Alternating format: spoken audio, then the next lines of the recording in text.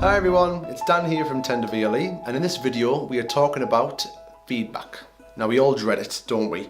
When the doomed contract award notification hits our inbox with an attached letter titled unsuccessful or regret letter. We've never come across a company who hasn't had some sort of failure whilst tendering. It is very unlikely that you will win every tender you bid for.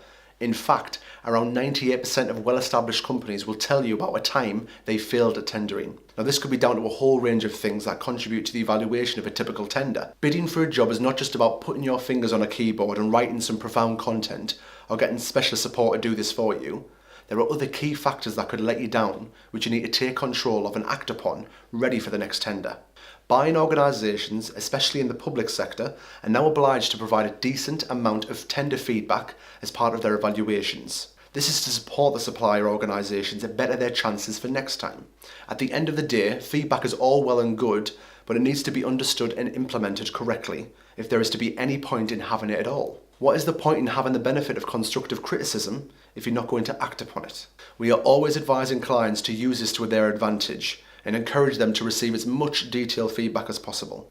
If you only receive scores out of 100, ask for qualitative feedback to how the winner was successful and you weren't. As mentioned, this is being provided more and more frequently as part of the contract award process, especially in the public sector. Now for more information, click on the link below to our blog, where you will see an example of what you should do when receiving the feedback and how to use this to your advantage towards future efforts. To successfully understand and implement feedback, consider the following steps. First, understand the key reasons as to why you were unsuccessful and the areas in which you need to improve.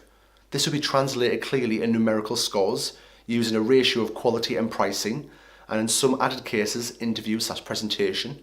And this will be your main focus to implement improvements. So for example, if you score 32% out of 60% for quality, but 40 out of 40% for cost, this shows you were the cheapest supplier, but were lacking in your technical responses. Secondly, once quantitative data is identified, source the qualitative feedback provided.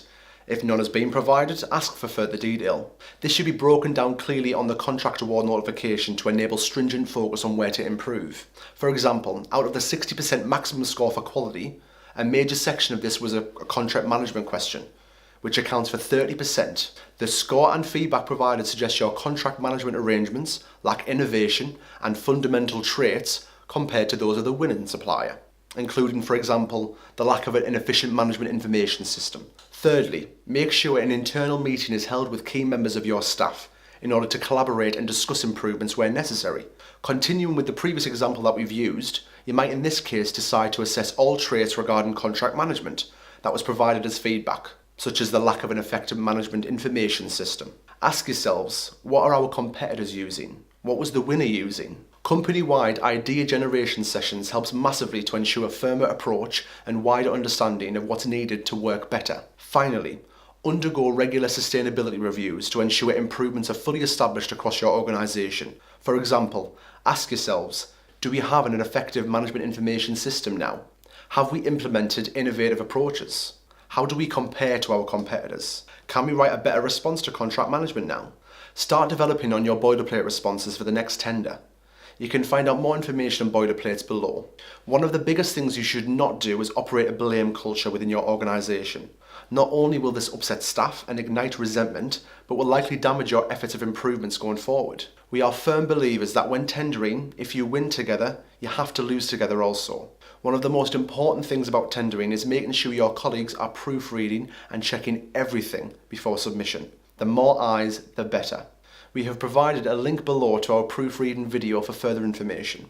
If you find that a mistake was made by a member of your team, which had huge effects on your succession of the work, then this should be an issue that was missed by the whole team and treated with solidarity to effectively improve. Remember, we offer a tender consultancy service to support the development and even review your work prior to submission.